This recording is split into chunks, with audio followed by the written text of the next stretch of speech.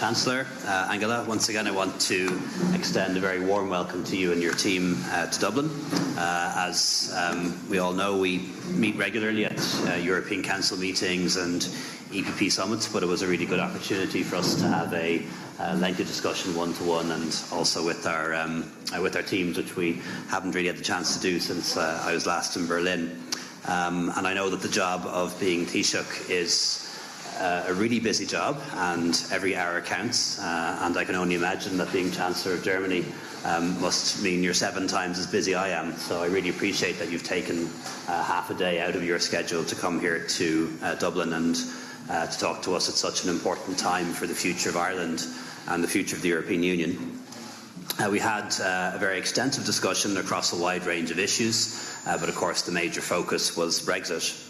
And the Chancellor has been a very strong ally of Ireland throughout these negotiations, and I'm really pleased to be able to restate our gratitude to her in person today. Before we formally met, we had an opportunity to meet with and hear directly from people for whom the border is a very real and live issue. People from communities along the border, business people, farmers, and some of those whose lives have been profoundly affected by the Troubles. I want to thank all of them for giving their time today to explain why this issue is such a fundamental one, one that transcends economic considerations, and for sharing their stories with us all. The Chancellor's visit is very timely as we prepare for a meeting of the European Council next week. At the last European Council, as you know, we provided extra time for the UK to enable it to provide and find a majority for a way forward. We said that if the UK had not ratified the withdrawal agreement, it should come forward with a clear plan for the way forward by next week, or it would leave the European Union on the 12th of April without a deal. This is an outcome that none of us want to see. Matters continue to play out in London, and I think we need to be patient and understanding of the predicament that they're in. But of course, any further extension must require and must have a credible and realistic way forward. The EU side has said that the withdrawal agreement is closed and is not up for renegotiation, and I believe that is now well understood.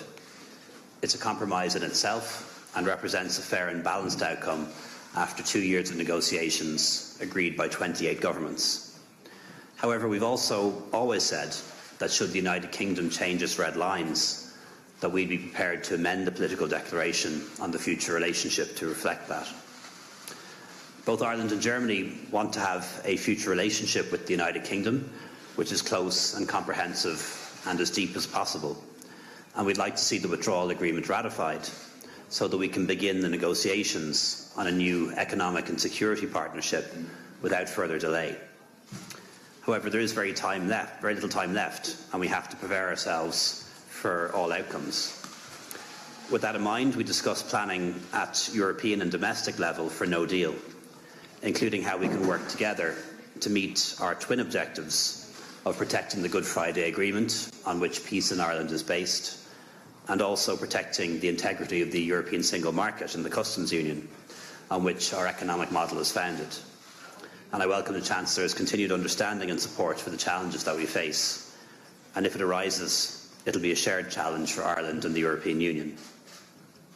Beyond Brexit, we had a chance to look to the future, and in the coming months we're in a time of renewal for the European Union, with European Parliament elections, a new Commission to be appointed, and ambitious discussions on the future of Europe and our strategic agenda, including trade relations with the United States and the situation in Ukraine. Ireland and Germany are very much of one mind that we want to deliver and ensure that Europe continues to integrate, continues to produce prosperity for our people, continues to put the challenges of citizens first, engage positively with our neighbourhood, and tackle ambitiously and urgently issues such as climate change, migration and international development.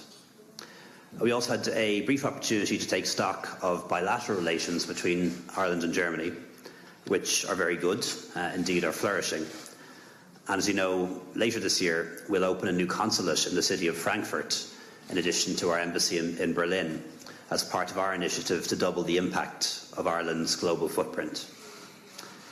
Frau Bundeskanzlerin, noch einmal vielen Dank für Ihren Besuch und für Madam Chancellor, thank you yet again for your visit and for the partnership and friendship that Germany has always shown for us. I'm very much looking forward to our further cooperation. Thank you very much. Thank you, ladies and gentlemen. I'm delighted to be here, and thank you for receiving me here in Ireland. I would like to thank first and foremost, obviously, the Taoiseach, my colleague Leo.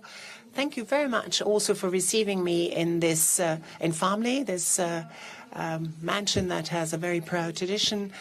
I thought that this was a very important one because, after all, we have traveled a long way as 27 member states of the European Union. We have worked together very closely as 28 over a very long time. Now we have worked together as 27, and I wanted to demonstrate with my visit that even if we now head into a crucial phase when Britain is leaving the European Union, we want to continue to stand together as 27. We want to see each other's side. We want to understand the arguments of the other side. And Ireland is in a very special way affected by Britain leaving the European Union because, as the Taoiseach quite rightly said, both the Good Friday Agreement will have to continue to be implemented, and the integrity of the single market also needs to be ensured. So every step of the way we will stand together, we will walk together. So today was a very important experience for me, and thank you very much for making this possible, Taoiseach. People were invited to discuss with us in a very moving way what it means for their specific situation, for their specific life to live on both sides of what used to be the border. I personally come, after all, from a country that for many, many years was divided by a war. For 34 years, I lived behind the Iron Curtain, so I know only too well what it means once borders vanish, once walls fall, and that one needs to do everything in order to bring about a peaceful cooperation. After all, a heavy death toll has been taken here throughout the Troubles, and what I've heard here will encourage me further to explore for ways and means to continue to ensure this peaceful coexistence that you have worked for so hard. We have a withdrawal agreement, which we feel strikes a fair balance, is a good compromise. Unfortunately, this withdrawal agreement so far has not met with a majority in the House of Commons, but we do believe that that is a precondition, could be a prerequisite for the period of transition that will follow, where we hope that we will, in a calm and collected way, define the future relationship between the United Kingdom and the European Union. We, and I can say this for Germany, and we agree completely with Ireland, want good and intensive relations. Theresa May quite often said, after all, that we leave the European Union, but we remain Europeans. We have a lot of common ground, for example, in the economic area, but also in our cooperation in defence, in security issues, in foreign policy. There is a lot of common ground there, and we wish to bring this to bear fully.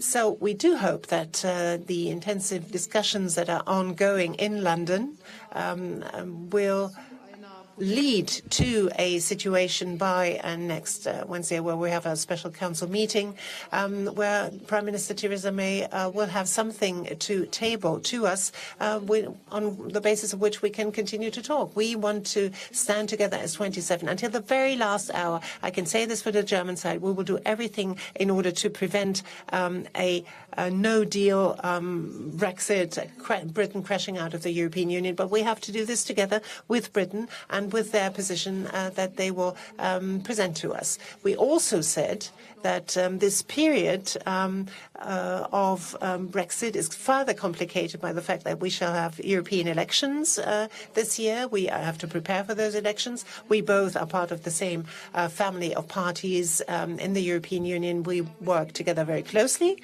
We talked about bilateral relations, and here I can only confirm what the Taoiseach said previously. This is indeed an excellent relationship, a very deep one, productively, economically speaking, but also our civil societies have very close bonds. And this particularly difficult time that we live through, that you live through, what with Britain leaving the European Union, has, I think, elicited a lot of interest yet again, has fueled interest yet again in the German population to get to know Ireland even better. And I am confident that we are on a firm basis of further positive development bilaterally. The fact that you our establishing a new consulate in Frankfurt is, after all, a clear illustration of this. Thank you, Taoiseach. Now we have a few questions. We're going to start off with Micheál Lahan from RTE, and then we'll move on to Andreas Weiser from ZDF. Chancellor, is it possible to protect the integrity of the single market and make a commitment that anything resembling a border can be ruled out on the island of Ireland? And Taoiseach, what assurances were you able to offer the Chancellor that Ireland is working on a plan to protect the integrity of that market? Let me say, we will simply have to be able to do this. We have to be successful, and we hope for a solution that we can agree together with Britain, but we simply have to be successful. And I trust I've heard that you have the same saying to what we say in Germany, where there's a will, there's a way. And we're working on this. And we have good partners, very good partners indeed, in the Commission with Michel Barnier, with Jean-Claude Juncker, who are putting their everything into finding a good ending, finding a good solution. So we will find this together, but we still hope, obviously, for an orderly Brexit. I was able to assure the Chancellor of our twin objectives. First, to protect the Good Friday Agreement and everything that flows from that, and also to uphold the integrity of the common market, the single market and the customs union, which is something that we want to do. We made a decision as a country almost 20 years ago that our future was at the heart of Europe, that we'd be in the Eurozone, the single market and the customs union, and our jobs and our prosperity are based on that. And we don't want that undermined in any way. And we certainly don't want Ireland to become the back door to the single market in the event of a hard Brexit. What we want to achieve, of course, is free movement of people north and south, frictionless trade, no customs, no tariffs, no quotas and no checks. And I know of three ways that can be achieved. Either the UK remaining in the European Union, which they decided not to do, a Norway Plus model, where they're in or closely aligned to the customs union and the single market, or the withdrawal agreement and the backstop. So there are three ways that we know to achieve that. But if all three are rejected, that obviously puts us in a difficult position. We know there are some things that can be done remotely, like the levying of customs and tariffs, but other things like animal checks have to be done physically somewhere. And that would involve discussions that are underway with the European Commission on options, but would also involve, I believe, the cooperation of the United Kingdom, that even in the event of no deal, that they would uphold their commitments under the Good Friday Agreement and their commitments in the political declaration of December 2017. Andreas.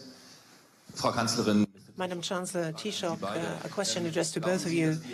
Do you believe that the decision that the House of Commons took last night, that there will be that they agreed on a bill that avoids a no-deal situation, is that actually a basis for further extension? And do you hope that this will actually increase the hopes for a deal?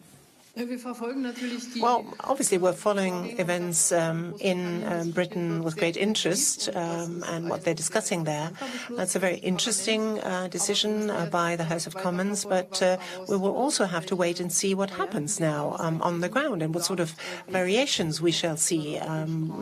Next Wednesday, we shall have a European Council meeting, and we will see by then what the British Prime Minister will tell us. I can only say that, as I said, we're following this with great interest, and we hope that this will open up new possibilities of an orderly Brexit, of an orderly exit of Britain.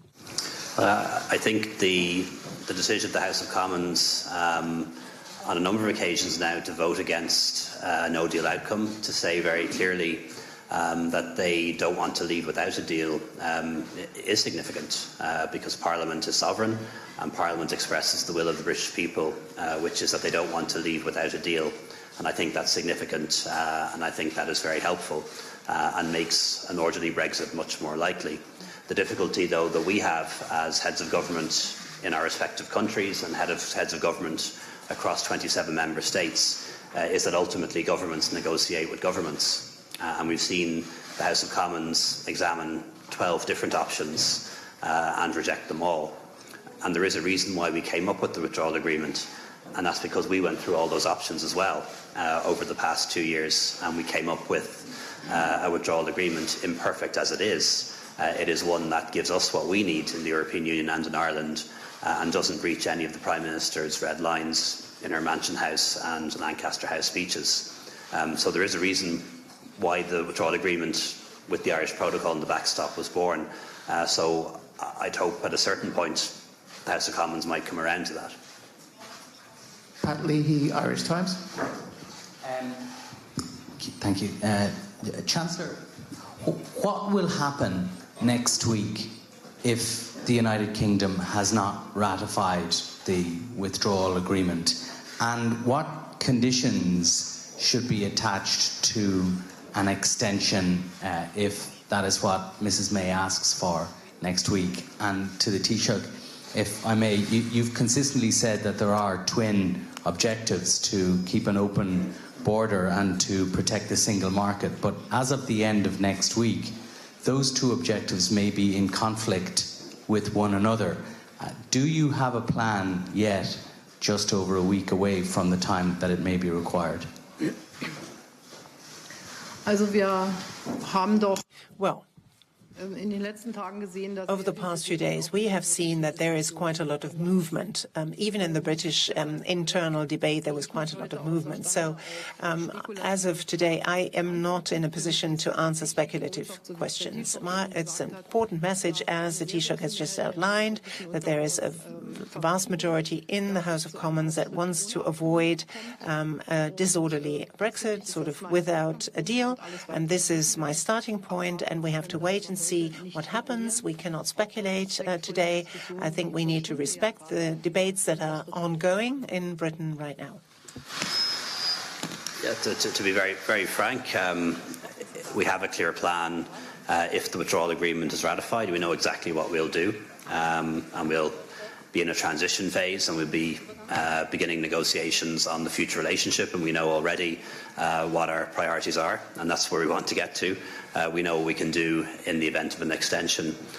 In the event of a no deal where the UK crashes out without an agreement, it's not possible, quite frankly, to have a clear plan because there are so many different contingencies and hypotheticals, and a lot of it will depend on what the UK decides to do, whether it'll still uphold its commitments under the Good Friday Agreement, whether it'll still uphold its commitments under the political declaration of 2017. So unfortunately, with so many unknowables, it's not possible to have a clear plan. But we are working on options and on contingencies, with always in mind those twin objectives. Our absolute commitment to the Good Friday Agreement, to do all that we can to avoid a hard border emerging on our island, but also our absolute commitment to protecting the integrity of our common market. Final question to Michaela Kufnes from Deutsche Welle. Yes, one more question on the border issue. Which guarantees have you been able to give the German Chancellor in how far you can or are willing to ensure that there will be no hard border no matter what? Frau Bundeskanzlerin, Sie haben davon Madam Chancellor, you spoke about where there's a will, there's a way, and that was also a matter of war and peace, after all, to find a solution here, Irish peace, that is. To what extent do you have the impression that all sides that are dealing with this issue are really aware of this, particularly in Britain? And would you also comment on a German question? Emil Nolde, two paintings of Emil Nolde have been taken down, and does this have something to do maybe with the National Socialist past? I suppose to answer your question, one of the things that we agreed on, and we agree very strongly, is that we need to maintain unity among the 27 member states, and we've maintained that very successfully throughout the course of these negotiations, and we will do as we enter negotiations on the future relationship. So in the unlikely event that we end up in a no-deal scenario, whatever challenges we face, whether it's protecting the Good Friday Agreement or maintaining the integrity of the common market, we'll approach those as shared challenges. It won't be anyone trying to enforce anything on anyone else. It's going to be very much a shared challenge and a European challenge, and one that we're up to. I can only speak on behalf of the federal government and in my position as federal chancellor, but I must say that among our colleagues, I think we're all agreed that We are more than aware of the fact that what is at stake and what has to be solved, and particularly as regards Ireland, what will be essential, what we need to do, what sort of assurances we have to give. And I have every confidence in the Taoiseach. And I think with the Commission, with those who negotiate on behalf of us in the Commission, we also have negotiators who have all of the interests, and here particularly also the Irish interests at